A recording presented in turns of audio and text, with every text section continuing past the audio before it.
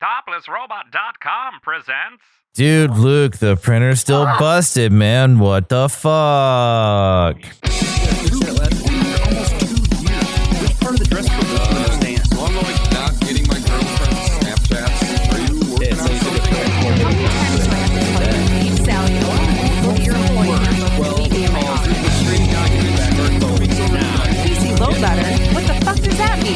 How's it going, everybody? Welcome to episode 73 of the Topless Robot podcast. My name is Ryan.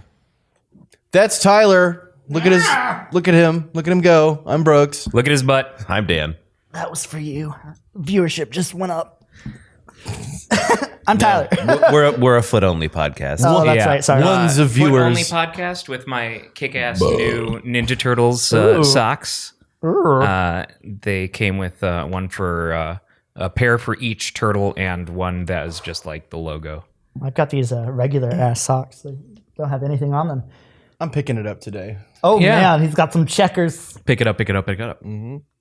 Well, I'm no foot slut, so eat your heart out. Are you just wearing shoes without socks? Are you one of those people? No. Okay. I could never do that. That's I don't gross. understand. That is the most disgusting Your thing. feet immediately get gross. Yes. I have... I know you do. Yeah, yeah. Don't with my understand it. slip-ons. Don't understand it. Well, because usually I hate wearing socks because of the pressure on my hair. It makes it sore. No, I get that. Same reason I don't wear hats.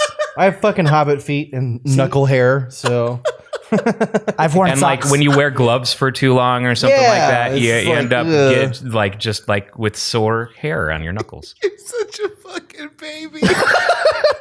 See, I've worn socks enough to wear that. wear socks. It makes my feet hurt. Well, think about it. If it's something that has minimal impact on the environment around me, I just stop doing it if it's an annoyance to me. I just cut holes for the hair to stick out. I don't know what's worse, going barefoot or cutting holes in your socks so the hair can stick So the out. hair's like growing through your socks. And just like gross. I'm just saying, I wore socks so much that I don't even have hair on my feet anymore. I used to. It's gone. If you look, I love this it exciting. stops where the socks begin. I love this exciting follow-up episode to "Fuck My Feet" for $100. It was flick my feet for $100. Yeah, I had That was for the to censors. clean up the title for The algorithm. Sniff my socks for $1. It's been a couple of weeks since we've seen Tyler. I'm back. It needs to be much longer. Oh. Much. Should have left you on that roof. That's why we have Much Kaylin waiting in the back room to kick him out. Come on out, Caleb. You're in his. All of a sudden, a sniper bullet just hits me. And he just like shoves your body aside and sits down. Doesn't even And uses me as a thrower. Even says, out of the way, nerd, when he does it. Oh, I love you guys too. So, Before we get into news and stuff, I wanted to bring this up because it's been burning in my head Yeah, this is a good one. for okay. like a couple of weeks now. All right. So this all started at work. I found this Imager post where this guy wrote this big long thing, and it was about the internal monologue in your head, which I've established that Dan has one and you have one. Apparently, obviously, as we were just talking about in the pre-show, you have to think about like the thoughts that you would accidentally broadcast to the world if you had a radio in your head. Anyway, long story. But apparently, not everyone has that internal monologue. Correct. I did not know that. And it's blowing my mind a little bit trying to imagine someone who can't think words in their head. Like they actually Specifically that they can't hear words in their head. Yeah.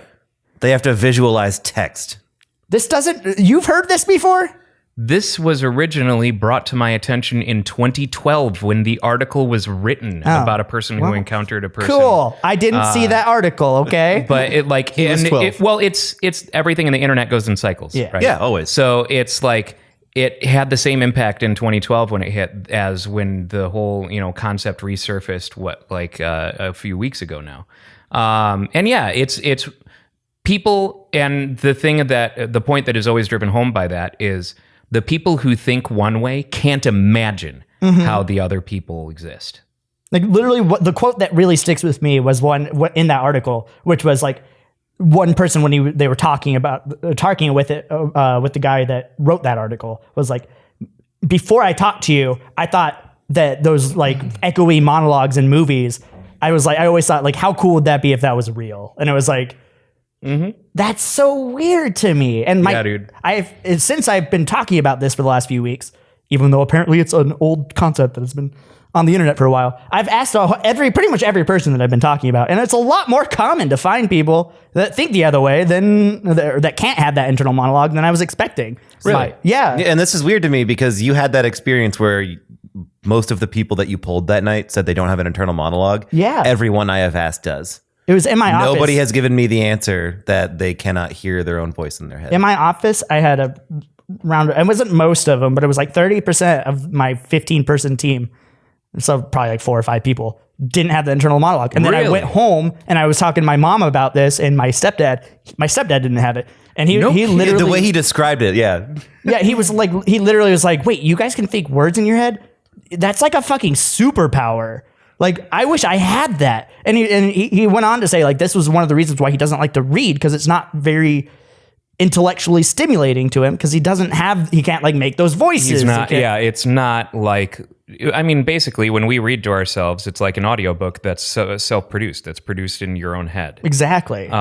This would also explain a lot of the popularity that I don't understand of audiobooks, because to me it's less interesting to have someone else read it to me than it is to read myself. It depends on who's reading. I will always listen to an audiobook narrated by Stephen Fry because he is a delight. But and for me, audiobooks, it's a matter of convenience. When I'm driving, I can throw on an audiobook. When I'm working, I can throw on an audiobook or something like that. You know, reading takes a sole focus, which is not something that I have the time to give. So. You use too much mana, right? Yes. I must construct additional pylons in order to. Talking of, this was from 2012. We're going back even farther with steel memes like additional pylons. Additional pylons is an evergreen meme. Thank you very much. No, it's not. Meme, if you will. It was already stale by the time I discovered it, I think. I think about that meme like all the time. Yeah. It's a stale one. No, it isn't. Evergreen. No. Okay, boomer. It's a perfect representation of being out of resources. We must construct additional pylons. Maybe if you were, 35 to 40 years old playing StarCraft. I've never played StarCraft in my life. And I'm only 30. No, you don't have the soul of a 30. You really don't. Yeah. You have the soul of an immortal But do I have an being. internal monologue? Do you? You have to. Assuming, Only you yes. can answer that. I do. I figured. Yeah. I couldn't imagine a world where you didn't. Yeah. Except in one of the multiverses. When this concept first started making the rounds, I asked a bunch of my friends, back then, and everyone I asked had an internal monologue. So I find it surprising that you encountered so many who didn't. And Maybe it's just because we have a bunch of weirdos at that bar. I think it is. I think it's Because there was a 3 or 4 at the grid, too. Like They could Richard, also not understand the question. I don't want to say that they're flat out lying, but they could not understand the question. But yeah, I normally did start that question, that my line of questioning with, "Do you hear voices in your head?" No. Yes, Tyler, all the time. The voices in my head are... but I mean, if you think about it, Every edgelord meme ever. there's if there is if you think about the number of people who exist, there's 7.7 billion people on the planet alive today.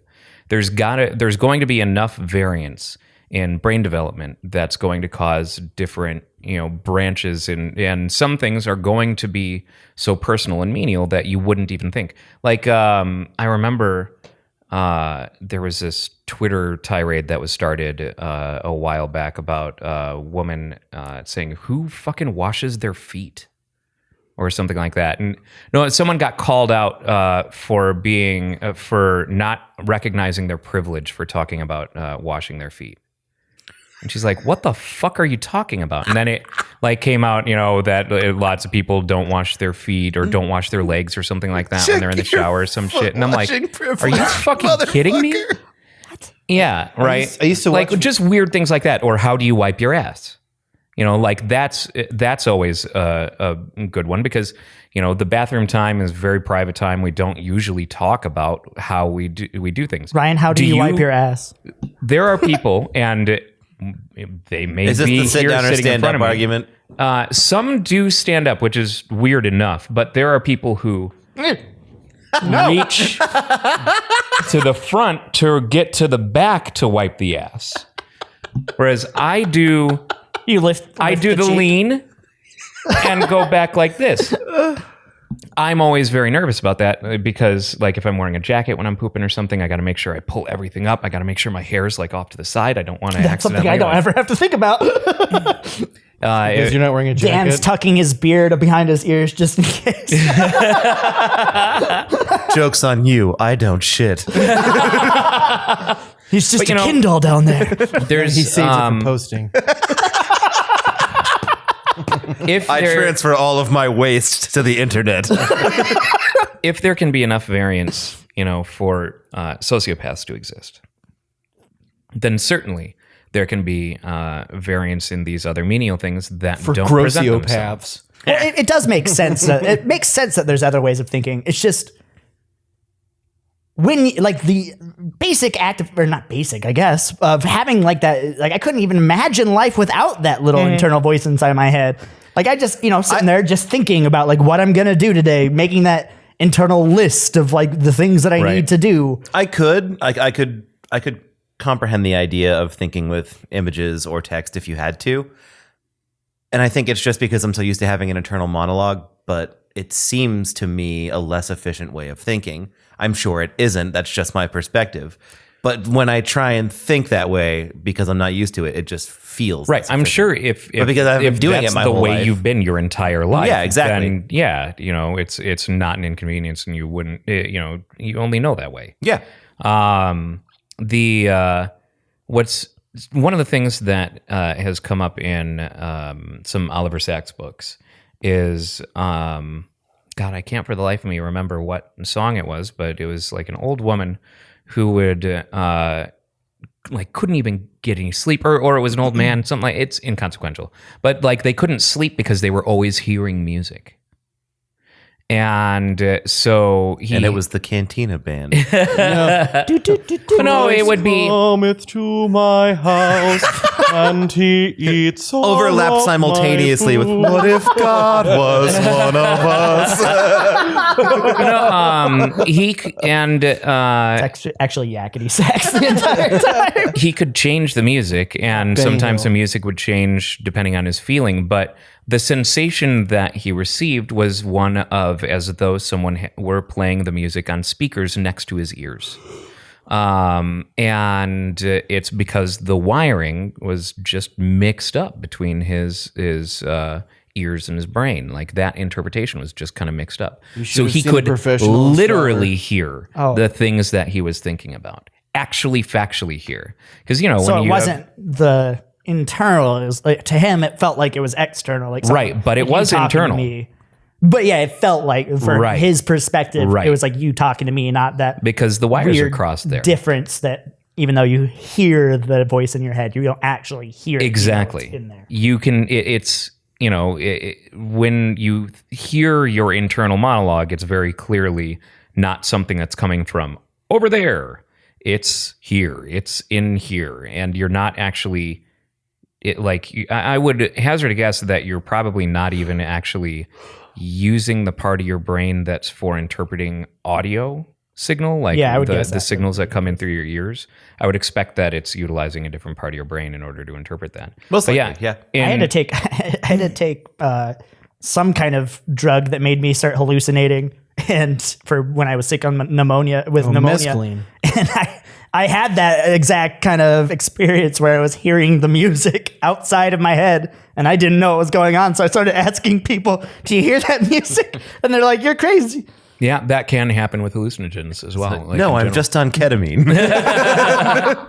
I probably shouldn't have done those mushrooms. Does anyone see my light up pacifier?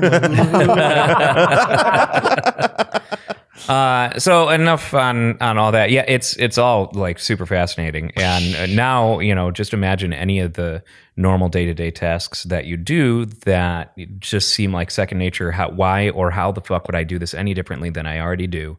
And imagine there's got to be somewhere out there in the world who's doing it or thinking it in a completely different way. And since everyone thinks someone else is a dumbass, we're all dumbasses. Yep. Those people all have too much chlorine in their gene pool. You know what? I'm gonna try wiping from here just to see if it's a more. Actually, before we move on, there's I can't for the life of me remember the name of the condition, but our ability to navigate our environment without thinking about navigating our environment is called proprioception.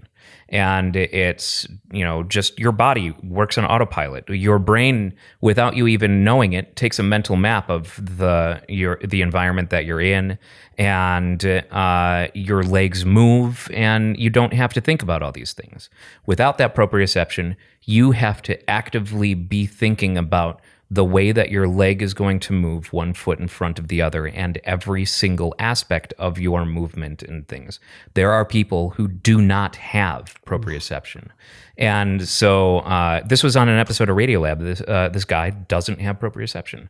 So he has to actively think about, okay, now this leg is going to move up and forward and down, and this leg is going to move up and forward and down. Command lines. And he Yes. he mentions if he gets distracted by like an attractive woman or something, he's just going to fall over.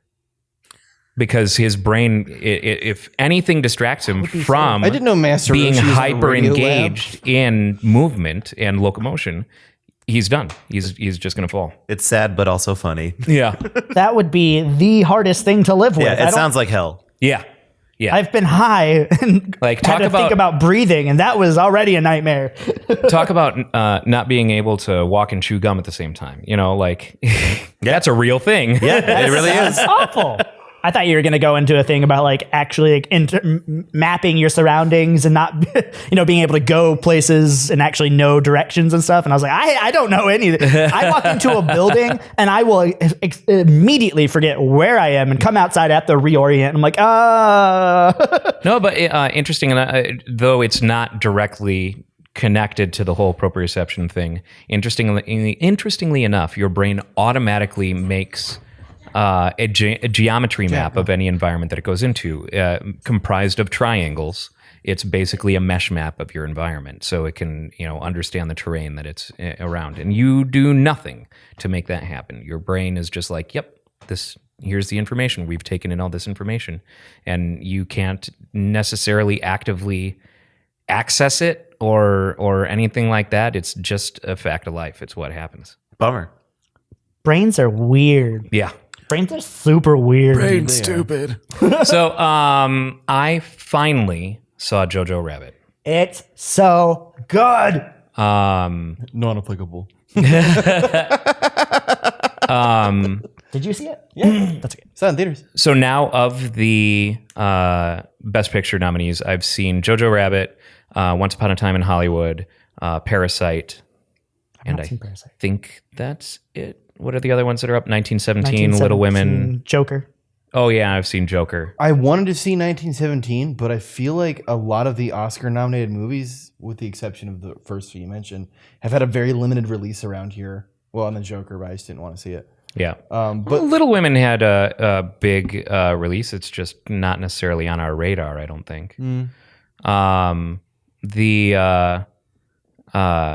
Of the films that I've seen, the Best Picture contenders that I've seen, absolutely Jojo Rabbit takes it. 100% Jojo Rabbit By the takes way, it. Oscars are tonight. yep, that's Oh, is that tonight? that's what I'm doing after this. I'm going home watching the Oscars. I like Jojo Rabbit quite a bit, but I think I got to give a lot to Once Upon a Time in Hollywood. Oh, really liked it. absolutely not. You didn't like it? So I enjoyed it, but it's not a best picture contender. There's one scene in that movie that is the most amazing scene, and the assuming rest it's- of the Yeah, movie credits. is just kind of aimless. You I'm know, assuming it's the end of the movie. The end. towards the end of the movie. Yes. Yeah, okay. Yes. That is a magnificent, So good. brutal, bloody scene. And it is the best. It's one of the best fight scenes, I guess, I think so I've good. ever seen in my entire life. It's been long enough. We don't have to worry about spoiling it. Yeah, I don't. I mean, there's not really anything spoiled. I in that hope movie Leo anyway. wins something for using Yeah. a flamethrower in a movie. Yes, That was absolutely. incredible. My favorite line in that movie is "Everyone okay?" Well, the hippies aren't. I like the portrayal of gross, dirty hippies. If anyone is unaware, Once Upon a Time in Hollywood is essentially an alternate universe film where Sharon Tate doesn't get killed by the Manson family. I assumed that was going to happen next.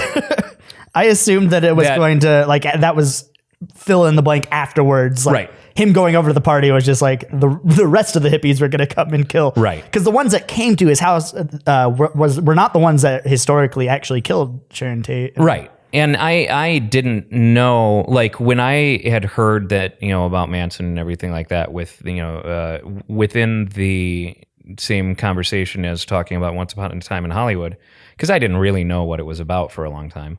I assumed that it was going to be a retelling of the Manson murders, except we're following these fictional characters that are, within this universe. And we get kind of like a different perspective of the Manson family and shit like that, which we kind of do, but I wasn't expecting it to be like Quentin Tarantino going, "No, Sharon Tate was a treasure. We're not going to kill her." I assumed that that last I was honestly expecting that last shot at the end where they're just showing the driveway. And Yeah. for a very long time, I was expecting more hippies to come Yeah. in and just murder them all. And Jack, whatever, I forget his name now. Leonardo DiCaprio was going to be part of the friends that got killed. Right. Big Jim. I like the soundtrack quite a bit myself. Me too. Soundtrack was solid. So I have the whole soundtrack, and it sounds like an old radio broadcast from like the late 60s. Sure. And he actually used like archived what is the word I'm looking for? There's like transitions between songs where the DJ says stuff. Yeah. And they have like old commercials and stuff Like stingers. that. and Yeah. It was great because I was just like, wow, this is what it actually sounded like. It's nice. I don't know. I mean, I like both of them, but I also haven't seen Once Upon a Time in Hollywood since it came out. I feel like Once Upon a Time in Hollywood could lose half an hour to 45 minutes and still be the same film. I feel like that's a lot of Quentin Tarantino's work as of late. Like I did not like Hateful Eight.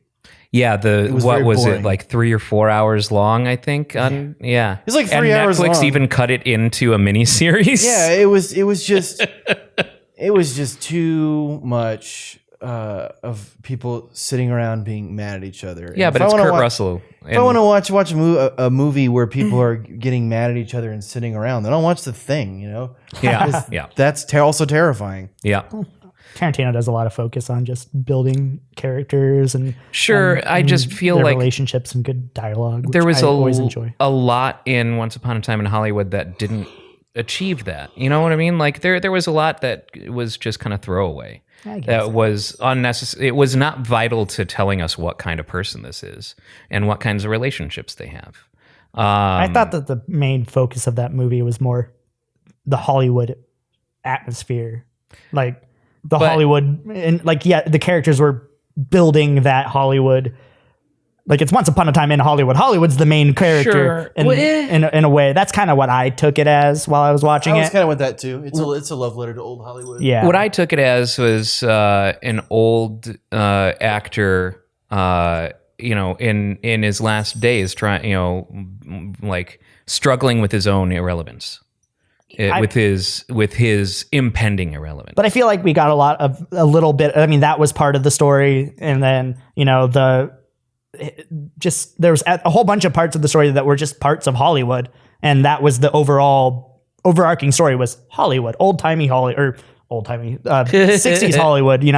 The golden years. times of the 1960s. And that's what the whole point The of that movie Prospector was days. building that picture of Hollywood. When producers during cross that the Great time. Plains to find a new life on the West Coast, carrying only scripts and a dream. And Parasite is a great film. I highly recommend. I wanna that, see Parasite. everyone see it. And I'm super happy to see Parasite on South Korean film on the Best Picture nomination list. So South Korean cinema is getting really good. South Korean cinema has always been really good. Yeah, but it's actually getting like It's getting Recognition. recognized, which Yeah. is fucking awesome. Because Audition was amazing. Audition is not South Korean. Audition is Japanese. Audition is Takashi Miike, who did Ichi the Killer and all those. What am I thinking of? What you're thinking of is Old Boy. Old Boy, Boy's the only other Sympathy Korean for film, Mr. Vengeance, and Lady Vengeance are all the Vengeance trilogy. Which Okay, is, yeah. very, very well known South Korean. I watched Old Boy. The Host is a great South Korean film. That's what I was thinking of. The monster, the water monster thing. Didn't a South Korean director do Snowpiercer? Maybe it actually may have been the director for The Host, because I know it's like Chan Wook Park, something like that. Yeah, Chan he's Wook, got something. Park. Has done The Host. Kind of opened the doors for him for a lot of other things. Director was Bong Joon-ho. Bong Joon-ho. Okay, I am not familiar. He with is South Korean. So Total victory. trying to remember. But South Korean cinema has always been super amazing and really, really nuanced in, culture and things like that. And Parasite is no exception to that. And in fact, I would say is even more of a masterful kind of social statement than I've seen out of South Korea. I really wanted to see it yesterday. I had a little mini go to the movies and watch all of the. Yeah, what did you watch yesterday? Yeah, which ones did you get? So I saw 1917. Was that good? I've heard great things about that. I've heard their continuous shots are really impressive. It's ridiculous. It's really, really good. Like, it's not just the cinematography, in my opinion. Like, the cinematography is insane. Like, it is just one continuous shot the entire way. There's one point in the middle. I think it kind of cuts off, but it's, well, I would say it's probably two continuous shots. There are definite, if I'm not mistaken, there are definitely more than two continuous shots. The only They're ones that just were- good at masking. The only ones that were obvious. Right. There's one point that was very obvious that they, like, basically the main character's eyes shut and then they go to black and then it comes back and it's a new shot. Sure. But that's the only one that was obvious. Yeah. But yeah, the cinematography was insane. The acting was incredible. Lots of fun little cameos from famous actors. Like Benedict Cumberbatch is in it. Right on. The guy who plays Moriarty in the Benedict. Oh yeah. Andrew Scott. Andrew Scott's in it for a second. But yeah, it's just really, really, really, really good. Super intense. Made me very sad. Like, there's a few points where I'm just like, oh. World War I. Yeah. Right. Yeah. But yeah, it was really good. And then I watched Once Upon a Time in Hollywood. Okay. But first, I want to give a personal fuck you to Harkins Theaters. Why? Because I bought this movie pass and it was like, they were like, because it was really cool, or at least it was supposed to be really cool. And it was the Best Picture nomination movie pass. $35. They gave you $10 of credit to go and like get snacks for the movies. All snacks are a minimum of $11. And they were putting all the Best Picture nominations that had been out and that had been out of theaters for a while and put them back in and had new showings for those, like, which was great for Once Upon a Time in Hollywood because it didn't have that. What they did not say in the fucking anywhere where I was looking anyway was that they were splitting the showing, so there was going to be regular showings and then Best Picture nomination showings. Which was really weird because when I just looked up, like, I was going to go all day yesterday. I was just going to sit there from when the theater opened till the end of the night and just watch Best Picture nominations. And I had planned my journey. Yeah. The only one that I wasn't going to be able to see yesterday was Parasite because they didn't have a showing yesterday. Okay. And so I got there at like 10 in the morning. That was the first one of 1917 was at 10 in the morning. And they're like, oh, you can't use your Best Picture nomination on the 10 o'clock showing. They only have a 7 o'clock showing. That's the Best Picture showing. Oh. And I'm like, well, that's stupid oh, well, I guess I'll do the others. And then I looked at the fucking list and it was like, they had them Do they spaced overlap? out. And I was literally only going to be able to watch 2 of them. That's fucking stupid. Did you get a refund? So yeah, I started to get a refund. Well, first I was like, okay, maybe I'll just go I'll go see it tomorrow. I was going to go see some movies tonight.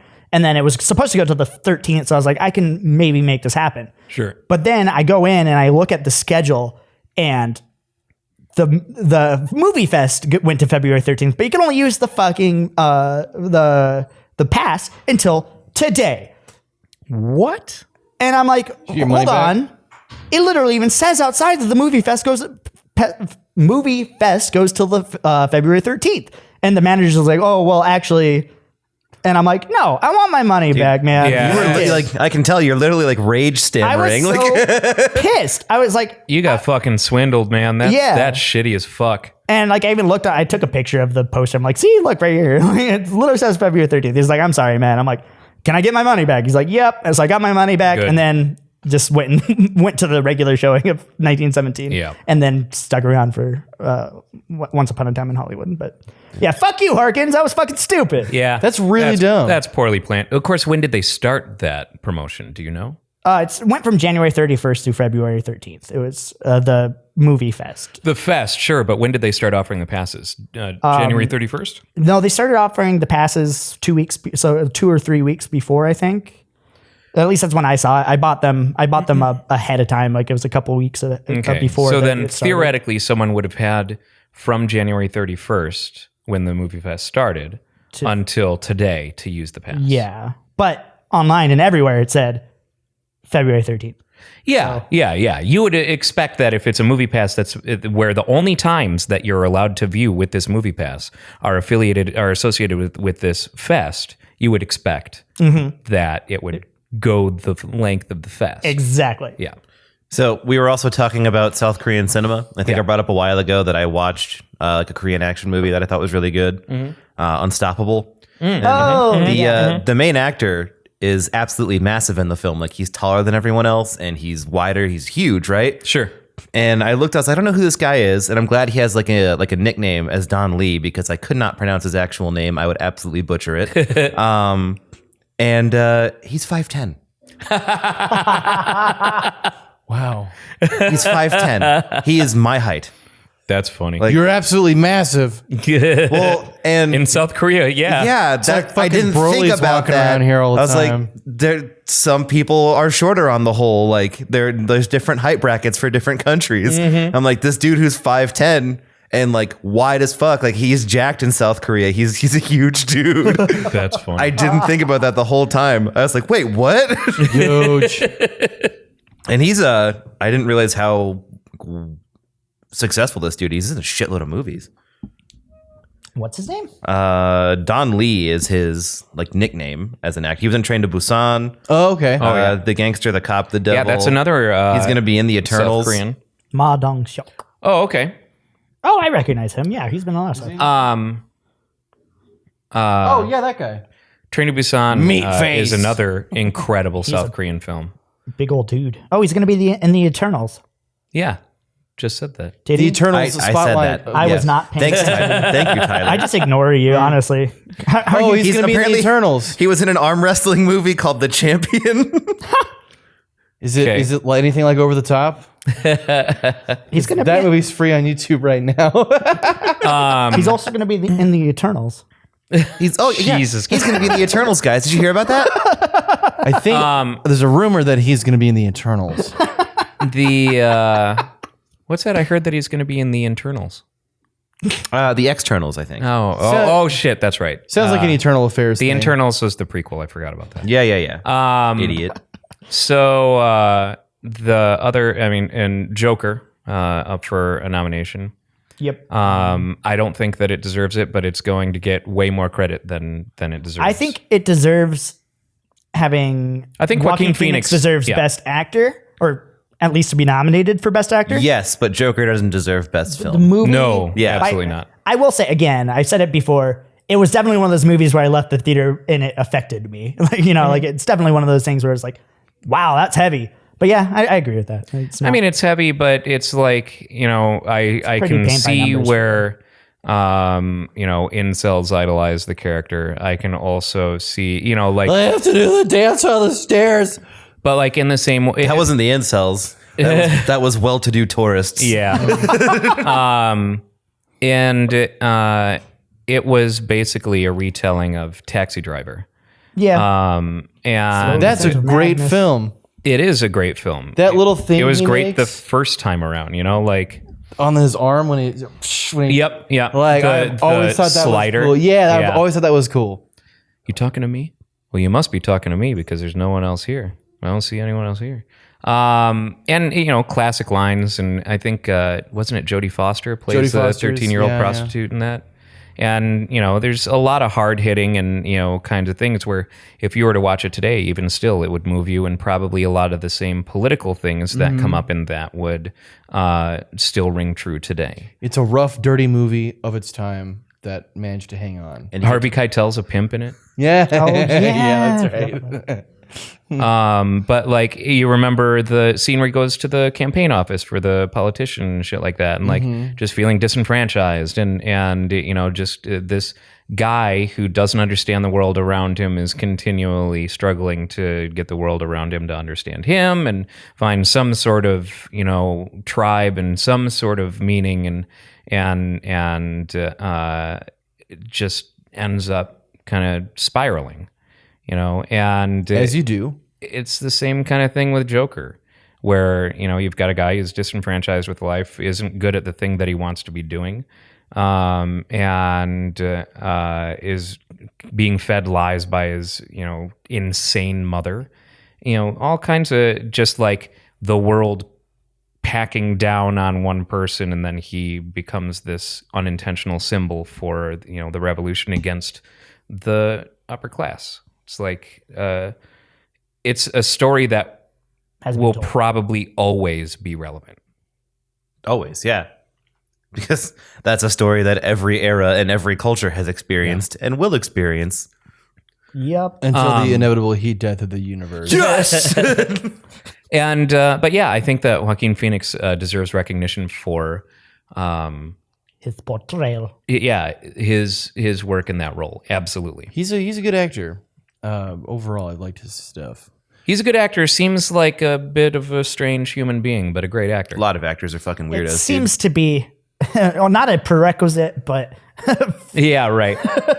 close. Look, if you're going to, go to extreme lengths, such as, like emaciating yourself for a role, you're probably going to be a little disturbed as a human being. Hashtag Christian Bale. Exactly. Yeah. In The Machinist, is that what it was? Machinist. Yeah, the Machinist. The Machinist.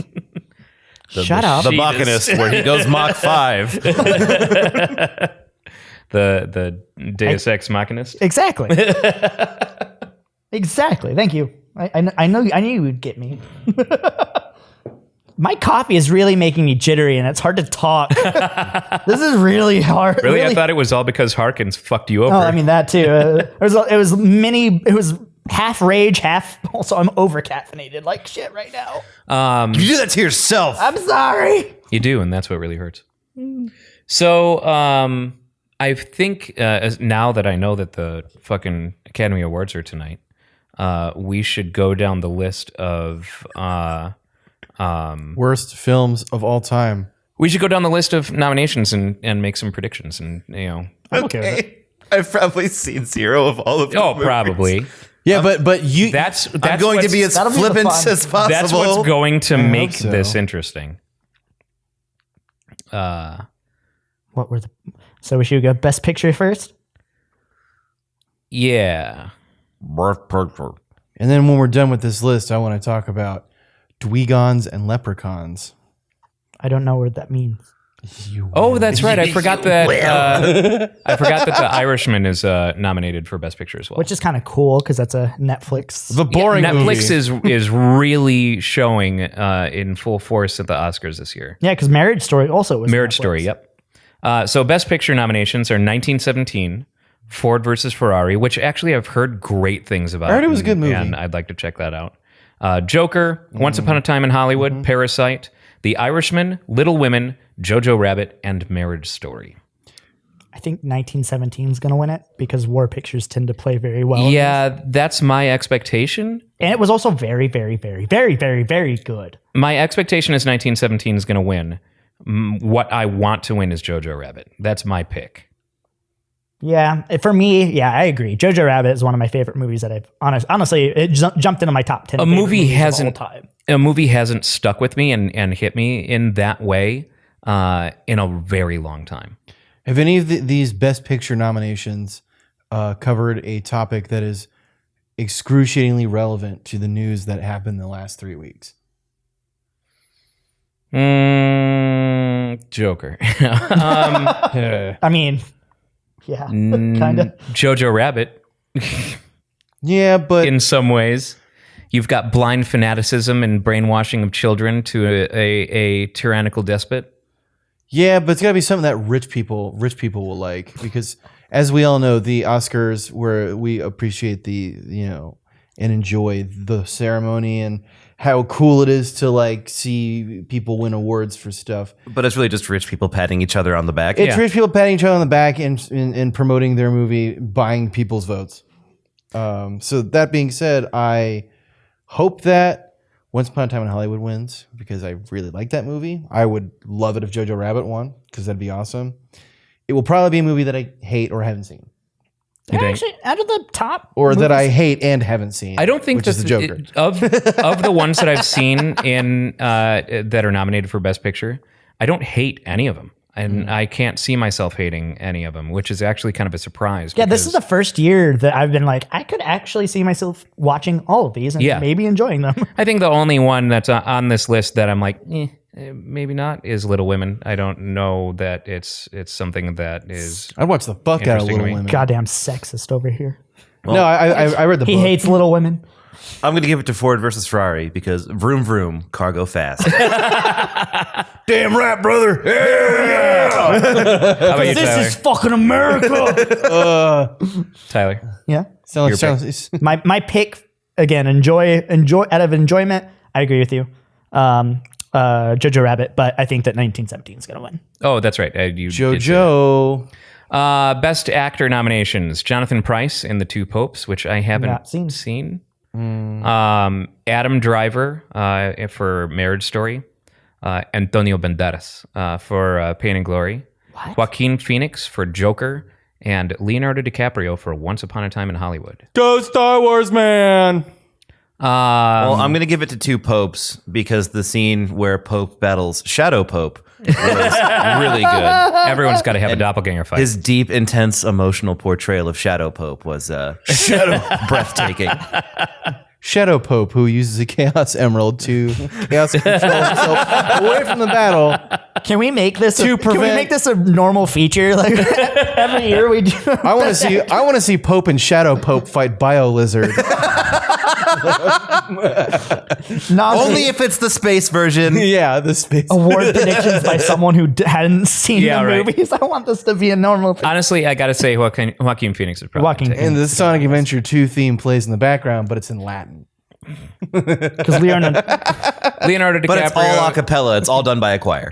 Yeah, Leonardo DiCaprio is Once Upon a Time in Hollywood was not the best role that he's ever had. I think he was great in it, but it's not the best role that he's ever had. I like Brad Pitt a little better. If he can't, I preferred Brad Pitt's character in that film in general. If he can't win an Oscar as a child for fucking What's Eating Gilbert Grape, then he's never going to get an Oscar his entire life. He already got one. Yeah. Oh, did he? Yeah. Did he finally get one? Yeah. Oh, for Cats. Yeah. He won for that one where he fucks a bear or whatever. The Revenant. The Revenant. Yeah. That's right. He does not fuck the bear. The bear fucks him. Yes. The bear fucks him up. Oh, that is such a good movie. I have not seen that. I recommend you watch it sometime when you're by yourself and it's dark or cold outside. I do need to masturbate to some good bear on human sex. It's not. Sounds like you're a furry. Or a bear. Ooh, what a twist. Pulls the right. I think He has a zipper on his forehead. You guys got any trash I could eat? We said bear, not raccoon. Bears eat trash. Best Supporting Actor, Anthony Hopkins in The Two Popes, Brad Pitt in Once Upon a Time in Hollywood, Joe Pesci in The Irishman, Al Pacino in The Irishman, or Tom Hanks in A Beautiful Day in the Neighborhood. I'm pulling Tom Hanks because Mr. Rogers. So I found it really weird that he's a supporting role in A Beautiful Day in the Neighborhood. Mm-hmm. I haven't watched it yet. So- it just recently became available on Vudu, and I really want to check it out. But Do you know the story behind? Okay, so it's kind of like, have you seen Julia and Julie or Julie and Julia, the movie about Julia Child?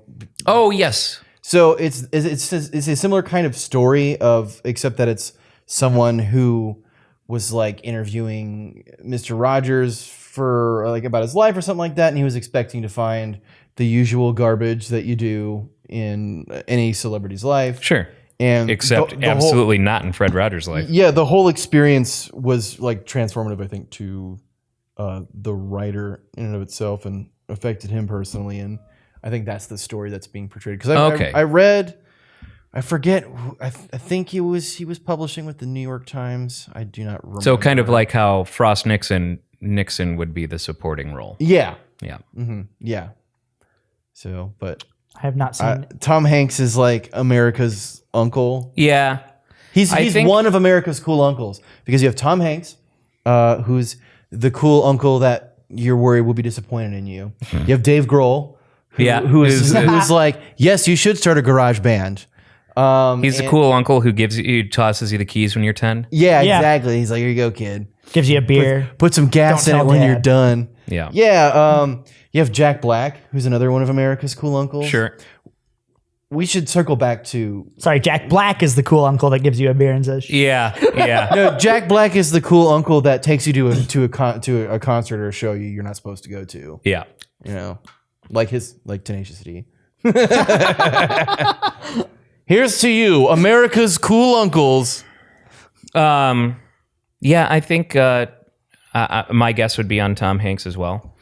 The Irishman, I don't think anyone in the Academy actually watched The Irishman because it's 4 hours long. I also don't think that I don't think any of the Netflix shows are going to get anything. Yeah, probably They're not. very anti, like the amount of big directors that are like, Netflix is not cinema. It's fucking Spielberg. stupid.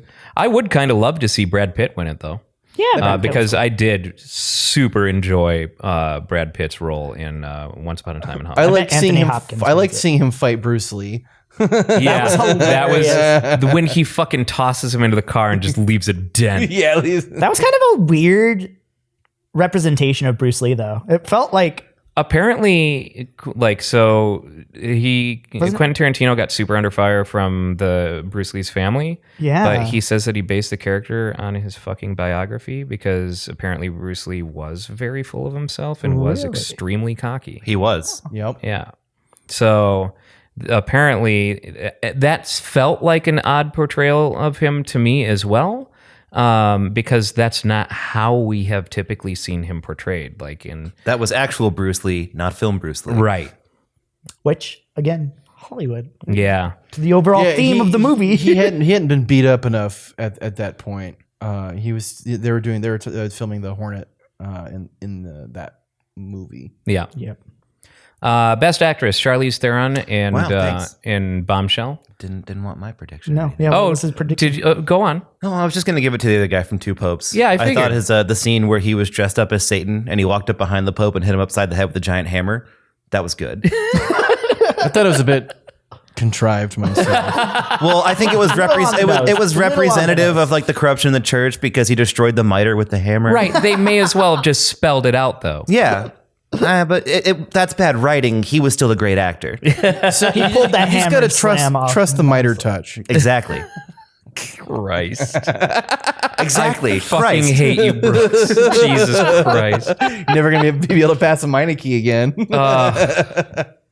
Best actress Charlize Theron in Bombshell, which I've heard is something that I should see. Actually, I've it's never good. heard of this movie. I've heard of Bombshell. Renee Zellweger in Judy, Cynthia Erivo in Harriet, Scarlett Johansson in Marriage Story, and Whoa, Scarlett Johansson.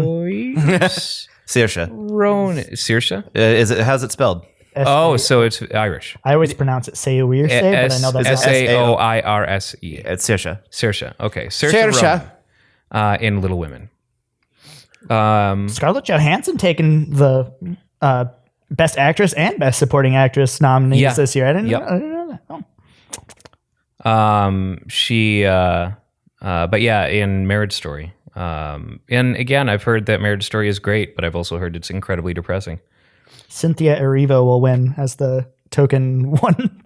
Not because the no.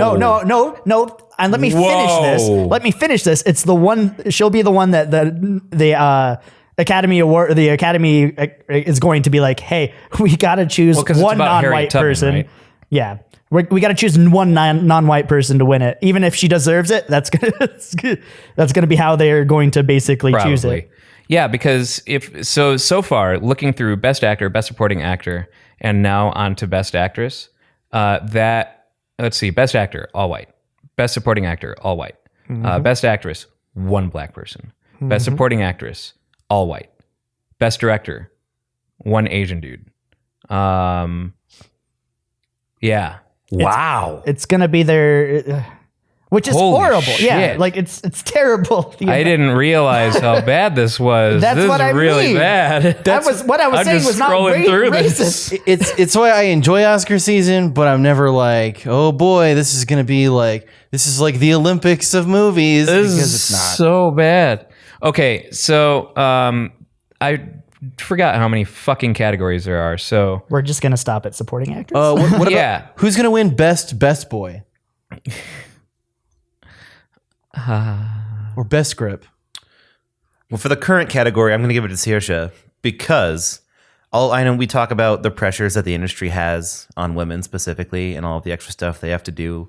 All those surgeries that she had to get to actually be 2 inches tall to fulfill the height requirements to be in Little Women. And it was especially challenging because she was born into the metric system. I know. It's really hard. And the amount of millions of dollars that they had to spend on the budget just for that to happen.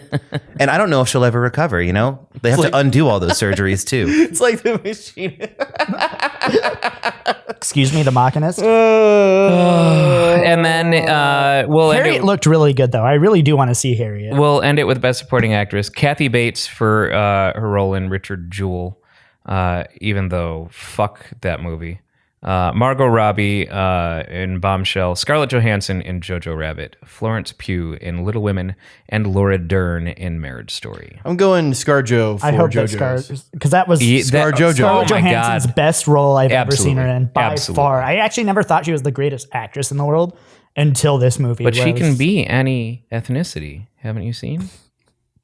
I have always wanted to. And that's exactly why I think she's going to win, because she'll get the minority vote. That's just justified.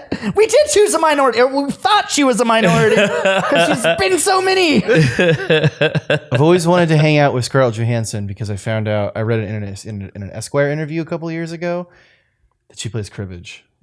And to me, playing cribbage, I fucking love cribbage. That is the weirdest reason to want to hang out with an actor. Because it's like something I specifically do.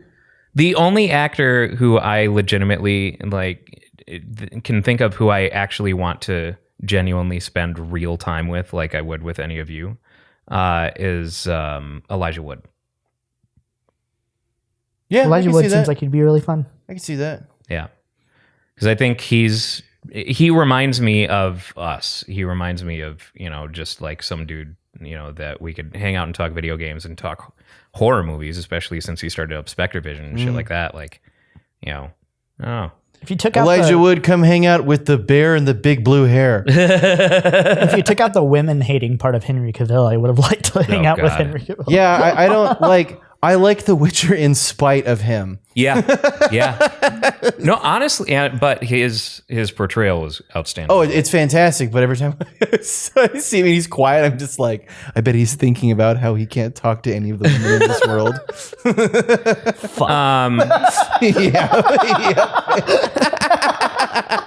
I had to stay home and play video games because I'm afraid that if I talk to a woman, some allegations might come out against me. Yeah, no, I hope Coward. that ScarJo takes for Jojo Rabbit Yep. because she absolutely deserves that. Weird to see Antonio Banderas again. Jojo Rabbit. Yeah, right? I haven't thought about Antonio Banderas. What, are they making another Zorro movie? Jojo Rabbit was nominated for a bunch of BAFTAs and won Best Adapted Screenplay. So I would expect that it's up for the same in the Academy Awards. I would expect that rad. it's probably up for that. This Or is really that it'll stupid, but probably every take time I hear BAFTA, I think back to Tank, and I don't. I can see every that. time I'm just like BAFTA Tank. And I think a bath car. another reason why I kind of, aside from recognizing Joaquin Phoenix's portrayal in Joker, another reason I want to see him win it is because he refused the BAFTA. He won the BAFTA and refused it. Did he So he's really? gonna so he. What the he fuck would is a refuse. BAFTA? British, British American Film Television Superstar Wrestling it's something Federation. like Okay, cool. that. Yeah. So yeah, I'd love to see Joaquin Phoenix just get angry with people and the masturbatory process that is, the awards season. I'd be okay with that. Yeah. Go on stage and I wanna see- do some ridiculous off the rails speech and then leave the. I Oscar. really want to see them try and play him off. That'd be great. Yeah. That's the best when people try to when people go too long and they start the music up and it's. But I'm wondering if his BAFTA thing has just given the Academy warning, and they're like, "Well, we were going to give it to him, but we'll give Yeah, it that to could be it too. someone I else don't know. instead." Make room for someone else, I suppose. but- I would love Joaquin Phoenix to send Ricky Gervais on stage and have him just rip them a new one like he does at the Golden Globes. God, I want to see. I want to. look, I enjoyed Ricky Gervais' thing at the Golden Globes, but he's also literally the biggest fucking hypocrite in saying the thing that he at the Golden Globes, and everyone's like applauding him. Yes, yes, and it's like, man, all of you shut the fuck up. Just stop. I want to see if Joaquin Phoenix wins it. I want him to get Ricky Gervais to dress up in all gold like CeeLo Green, like in a giant Oscar statue, and then have Ricky Gervais deliver some speech like that again, dressed like CeeLo Green. I thought you were saying holding CeeLo Green dresses. Not possible. I'm sorry. I mean, That man is a CeeLo's human pretty short, hockey dude. puck. Yes, he is. He is a bowling ball of a Yeah. man. Yeah. And he's like, fuck you.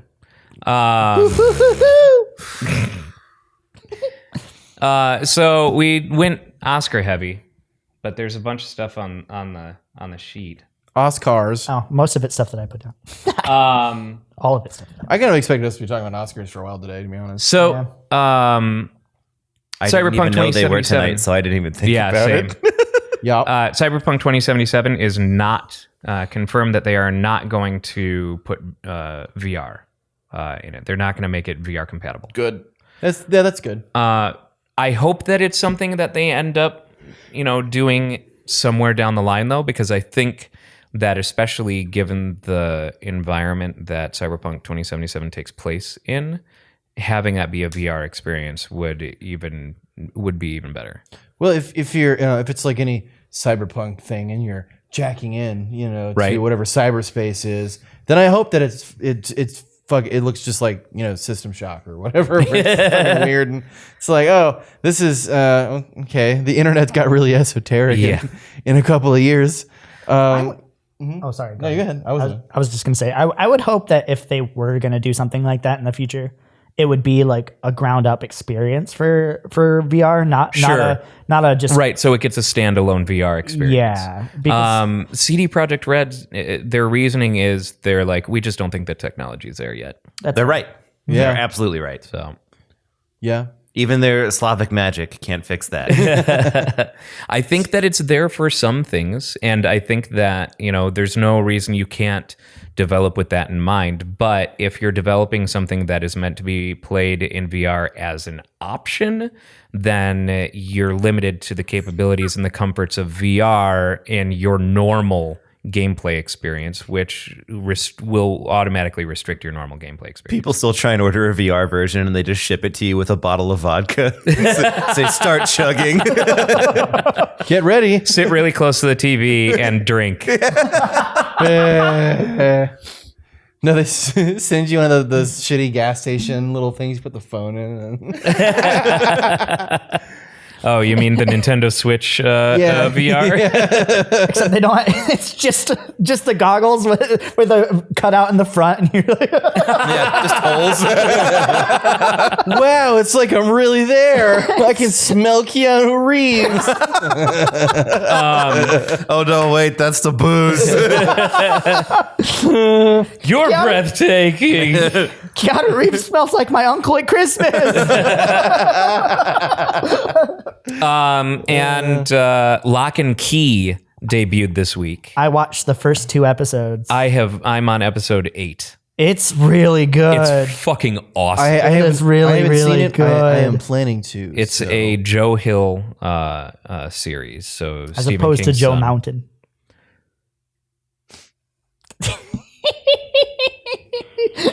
It's like I have no fucking job security around here.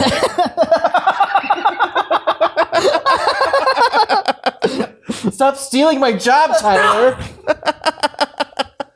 Never. Stay in your lane.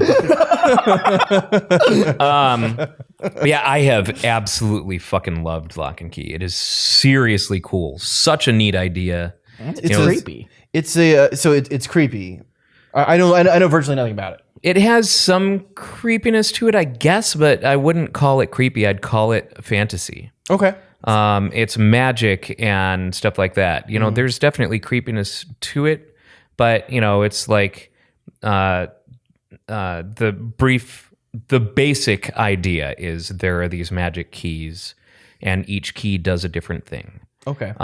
There's a key that if you think about a place and then you turn it in the door, you go to that place. When you like open the Lost door. Room.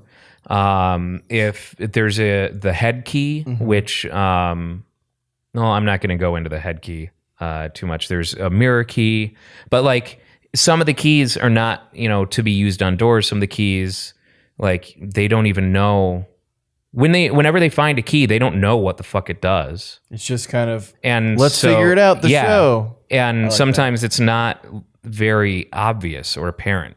Like the way that Bodhi, the youngest, finds out what the head key does is he goes to a local locksmith. And okay, so something I got to get out of the way on Lock and Key. I think Their love for horror is so apparent and beautiful and fucking wonderful. So, how long has this been out? Like you like a week. Just a week. okay? Yeah. Are you allowed to spoil it? I'm not really spoiling anything. Oh, okay. These are just basic things that are not plot related, and will give you just kind of a sense of, you know, what's going on here. You know, it's the family relocates from Seattle to Massachusetts, and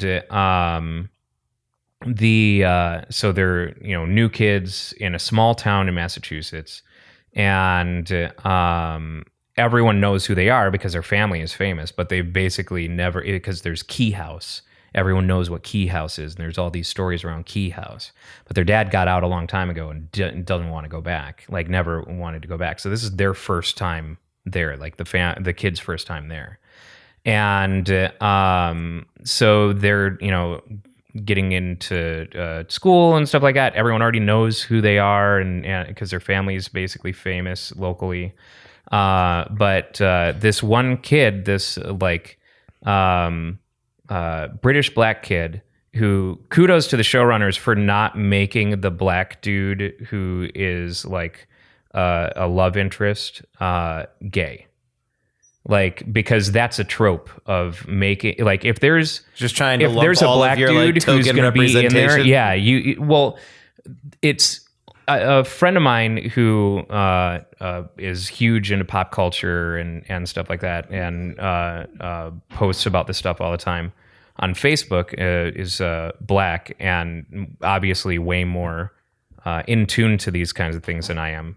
And so I didn't realize that making the black dude, the black friend, gay was a trope. And the argument that he was making for the reasoning behind that is because black man scary emasculate black man, so he's relatable. And at first I was like, okay, they're gonna do it. Like, he showed up and I was just waiting for it, because ever since I read my buddy's post about that, I've been paying real close attention to the way that black teen males are presented in that, if they're going to be a regular and stuff like that, like, is he going to be gay? And shockingly often he is. Like in sex education, right? Like in sex education. Oh, I haven't watched that. I can't even think of one that. It's pretty good. Gay black kid. I can't even think of a single one. I can't think of one to cite specifically, but more often than not, they have been. And it's really, really weird. And not like it's like someone peeled away the mask, and all of a sudden, like, once you become aware of it, it's glass shattering, like moment. Yelling at you every time it happens. Well, now I'm gonna have to pay more attention because I never really thought about it. So, glass shattering moment. Anyway, he's like got his own little group of friends that they call like the Savinis for Tom Savini, because they're big fucking horror nerds. And I'm like, yeah, dude, this is fucking great. And they're like, I'm with it. Okay, you've got to watch Day of the Dead. And they all sit down and they're watching Day of the Dead and shit like that, and talking about the finer aspects of Tom Savini's work and shit. And it's like so great.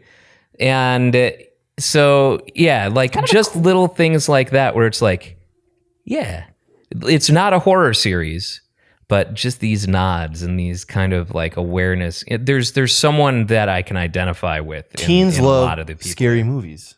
Yeah. Teens love scary movies. And I didn't get to watch any scary movies as a teenager, so I watched them all afterwards. I did not. I know, Brooks. That was after your internment. I did not like scary movies. I do not. I have What? always. No, I can't get enough of them. I have always loved scary movies. I will always love scary movies. I do not like the sensation of being scared. That's Scary why we have movies a. are Okay, just checking.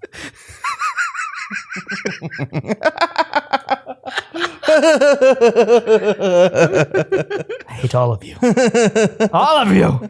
Anyway, check out Lock and Key. It's really good. It is extremely good. I see you put down Birds of Prey here. I watched someone online because they were mad about how they made Margot Robbie look. Me am no Like- masturbate to movie. Seriously, basically, he's like, I've seen this is the Harley Quinn I was expecting, and then you go out of your way to make Margot Robbie look ugly. It's like, whoa, dude. Women only exist for my sexual gratification. Oh, wow. Just get Mr. Gumby from Monty Python to talk. That's been like my favorite little call out people have been doing, like when people were complaining about the Mortal Kombat changes. Like everyone just What replies the like fuck is this? I can't masturbate. everyone replies, this dude masturbates to fighting games. Like, Yep. I did see Birds of Prey last night. Oh, did you? I did. Burbs of Prey. Burbs of Prey. I watched a lot of movies yesterday. I have super less than zero interest in that It's a sequel movie. to the Two Popes, right? I saw it with friends that are very into comics, Yeah. and they liked it, and I liked it a lot. Really? Yep, it was very fun. It wasn't like groundbreaking cinema by any means, Sure. but But I mean, in its world of comic book films, yes, it was does very fun. DC have something good Yes, aside from Shazam? yes, it had similar highs to Shazam. Like I felt Okay. like it was the same kind of just fun, funny movie, but this one was a lot more violent and rated R. Lots of I kind of wished that Shazam could have been rated R. yeah, Yeah. me too. This was rated R, or is rated R. Birds of Prey. There's some very gory moments that are fantastic, and Margot Robbie. They picked the right character to continue from Suicide Squad, let me tell you. Yeah. You know what you're talking about? That fire dude was the best part. Yeah, I didn't remember his name. Fire dude is enough. And that was literally the only point of him. Mm-hmm. But no, it was fantastic. I enjoyed it a lot, and the way that they did the movie was fun, and like it was a lot of the structure of the movie was funny because like it was Harley Quinn telling the story, and she's going back and forth in different parts. And yeah, one of the weird. early complaints I had heard, before anyone had an opportunity to see it, was that they made Harley Quinn such a big part of it. That was a complaint? Yeah. Why? Because that's not what Birds of Prey is about. Oh. Birds of Prey is not the fucking Harley Quinn show. Yeah, no. It's definitely, and they kind of address that too, because she doesn't, well, I'm not going to spoil it, but they address the fact that she's not part of the Birds of Prey. But it is a Harley Quinn movie with Birds of Prey around it, but it's really good. I enjoy it. I highly recommend it. And Margot Robbie is perfect. I am not familiar with any of the content being drawn from to care. I'm not So either. I'm probably going to have a good time watching it. Yeah, and I'm not familiar enough with the content either. But at the same time, that didn't like. I'll watch it eventually when I run out of things to masturbate to. My problems with Justice League and with Batman v Superman and with all these new Superman movies was not inaccuracy. It was just bad. Exactly. It was just bad. Exactly. Like I only at this point in the game, there's been so many superhero movies, and I'm familiar with a lot of the stuff they're drawing from. And we've talked about this. We were both Marvel kids. Yeah, they're never gonna do a perfect comic book movie based on its original source because you can't do it. It's a comic book. It doesn't work the same way. It's a different medium. Yeah, and so like when it comes to me wanting to be familiar with the source material before I watch something, it's mostly for my predictive brain to be like, okay, so where are they going to go with this? What are they going to incorporate this? Because if they use this, they're going to have this, and it's like the fun. It's like extra stuff that I get to giggle at, or be like, wow, that's cool. Yeah. So, we have gotten to the end of the podcast. Which means Say it we're ain't going so, to our whoa, new whoa. end feature. Oh, of, yes. Dipping into Ask Reddit. So I watched the podcast last week. By the way, I just want to say I love this idea. I was like, I'm excited. and I didn't pick one out beforehand. I didn't pick one out beforehand last week. is there like a random like button you can push to just No, I just scrolled through until I found something that looked interesting. So some of the ones that I scrolled through are a little bit too serious, like why are you still alive?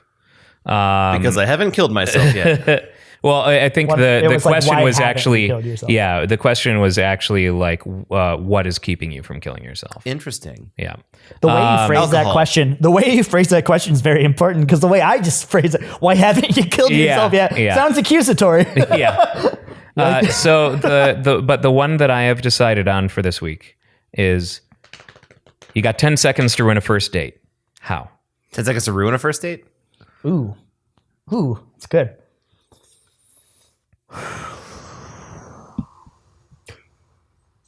give my mom her phone number. Wait, what? 10 seconds.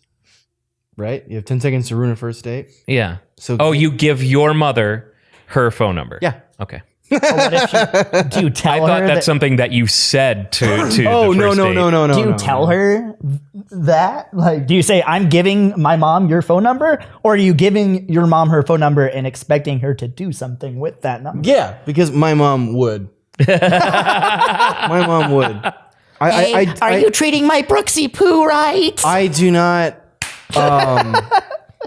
There's always room for more dents on this. Settle down, Brooksy Poo. I do not tell my mom about going on dates anymore. I'll give her an abridged, like, I went on a date 3 weeks ago. Because in the past, when she's been like, what are you doing this weekend? It's like, I got a date. She'll always call. She'll always find a way to call and fuck it all up. I love my mom, but she's called so many times when I'm just like, I'm busy right now. But you're calling me and it's kind of late, so now my brain is kicking into who has died. What do I have to do?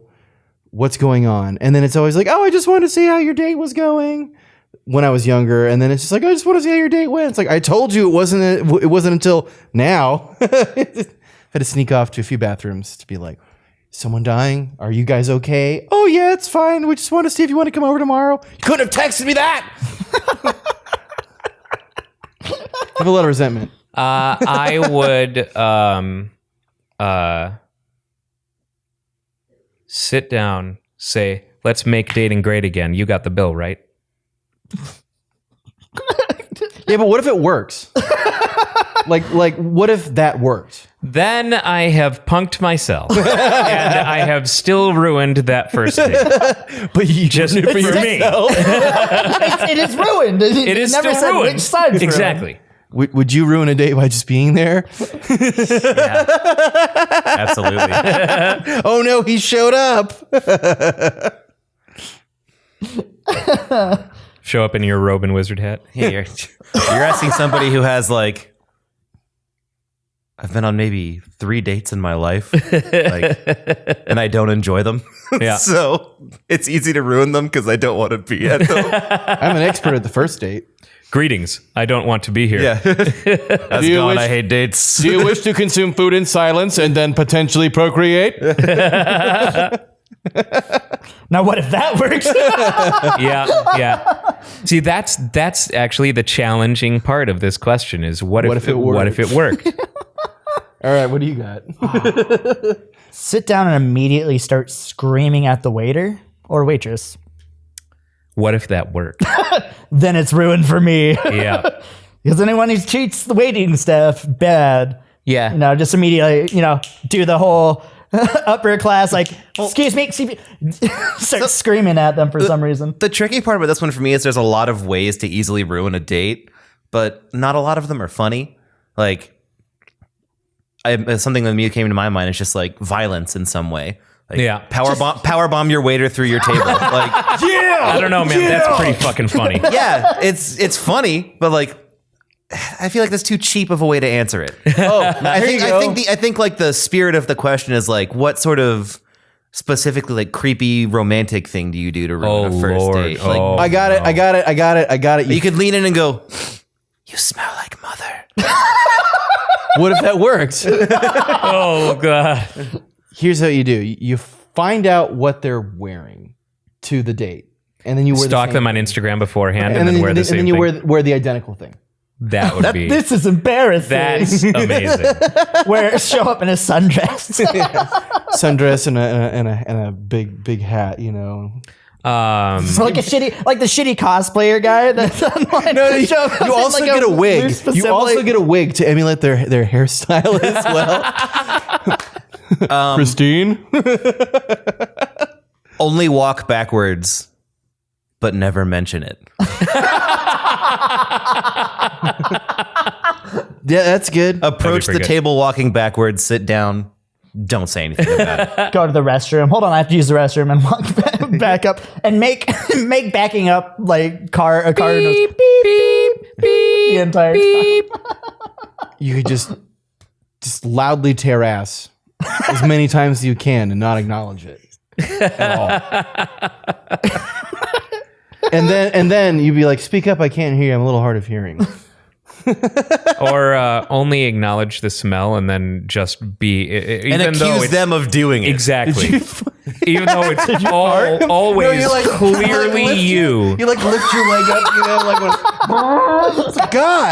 it's God, Samantha. No, don't blame the fart on them. Don't make sure that it's clearly you doing it and all that, but then acknowledge the smell. Be like, did you wear deodorant? Yeah. Did you just get off of work? Follow-up question, do you work in sanitation? Follow-up question, what if that worked?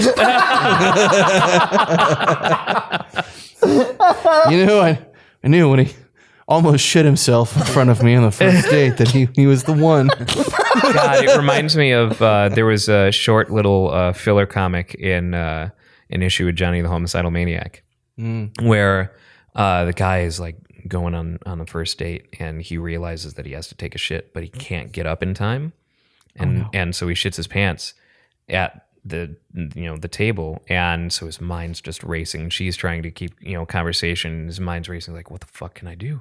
Oh my God, I have to come up with something fast. Like, it's only a matter of time before she starts smelling this. And I could excuse me. This is not, what the fuck do I do? And he's just driving himself crazy until finally he goes, oh my God, someone put shit in my pants, and runs away. That would work. I already know the response to this one is going to be, what if that worked? But I think a surefire way, waiter walks up, don't let them talk. The first thing you say is, do you want to have a three-way? I wouldn't have asked if that worked, because that's a plot to a lot of porn. Yeah. So yeah. All right. Well, maybe you got a date with a freak. On that note, we're going to end it there. Thank you, everybody, for watching and or listening. You want to have a three-way? Do you want to have a three-way? You want to have a three-way? Do you want to have a three-way? I'm taking off today and breathe. Sometimes you have to sit if you want to make a stand. Hate to shit, taking liberties. Taking liberties. Luke, it says I'm locked out of my account again.